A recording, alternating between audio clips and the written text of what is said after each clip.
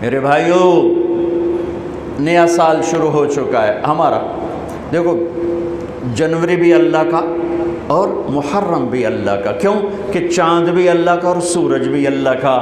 یہ بھی تعصب کی بات ہے کہ یہ کافروں کا سال ہے، یہ مسلمانوں کا سال ہے۔ سورج جب اللہ نے بنایا تو سورج کے گرد کا کیلنڈر بھی اللہ کا، جب چاند اللہ نے بنایا تو چاند کا کیلنڈر بھی اللہ کا۔ جب سورج اللہ کا ہے اور چاند اللہ کا ہے تو یہ سال ہو یا وہ سال ہو، دونوں ہی اللہ کے ہیں۔ تقسیم ہے، اللہ نے اپنے محبوب کی امت کو چاند کے گرد گھمایا اور باقیوں کو سورج کے گرد گھمایا، لِتَعْلَمُوا عَدَدَ السِّنِينَ وَالْحِسَابَ، تاکہ تم سال اور مہینوں کا حساب کر سکو۔ چاند کی گرد ہمیں کیوں گھمایا؟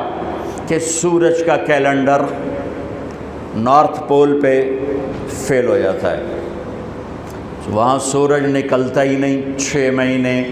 جہاں 2 مہینے نہیں نکلتا وہاں تو میں بھی گیا، اس سے اور آگے جاؤ تو 6 مہینے سورج نہیں نکلتا اور 6 مہینے ڈوبتا نہیں ہے، تو سورج کا کیلنڈر نارتھ اور ساؤتھ پول پہ فیل ہو جاتا ہے، پتہ نہیں چلتا دن ہے یا رات ہے۔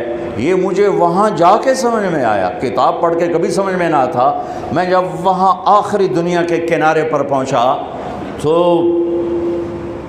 میں نے دیکھا وہ سورج کے گم ہونے کے دن تھے، سورج کے گم ہونے کے دن تھے، تو چاند چمک رہا تھا، تو مجھے پتہ چلا کہ اللہ نے میرے نبی کو چاند کا کیلنڈر کیوں دیا، کہ وہاں 6 مہینے سورج نکلتا نہیں، پھر 6 مہینے ڈوبتا نہیں، لیکن وہاں بھی چاند نکلتا بھی ہے، ڈوبتا بھی ہے، گھٹتا بھی ہے، بڑھتا بھی ہے۔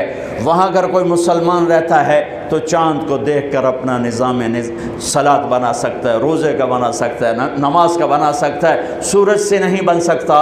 ہاں، اب آج کی تعلیمات میں گھڑیاں آ گئیں تو اس سے پتہ چل گیا، لیکن ایک آدمی جاہل ہے، ان پڑھ ہے، گھڑی کوئی نہیں، تو چاند کو دیکھ کے کہہ سکتا ہے رات آ گئی، چاند ڈوبا دن آ گیا ہے، رات ہی لیکن دن آ گیا۔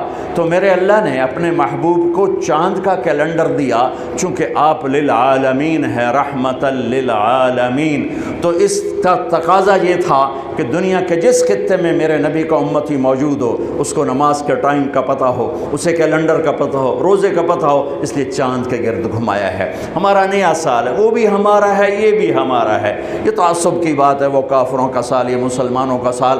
ارے چاند بھی میرے رب کا اور سورج بھی میرے رب کا۔ ہاں، ہمارا کیلنڈر اللہ نے اس لیے گھمایا جو میں نے آپ کو وجہ بتا دی ہے، لیکن اس میں اللہ نے ایک ایسا واقعہ،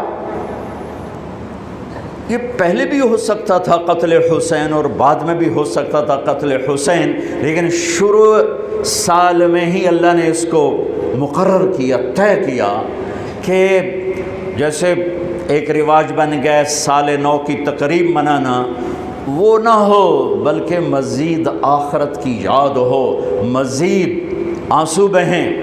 دنیا میں آج تک کسی واقعہ پر اتنے آنسو نہیں بہے۔ 1378 سال ہو چکے ہیں کربلا کے واقعہ کو، 1378 سال گزر چکے ہیں، کوئی سال اور آنسوؤں سے خالی نہیں گیا۔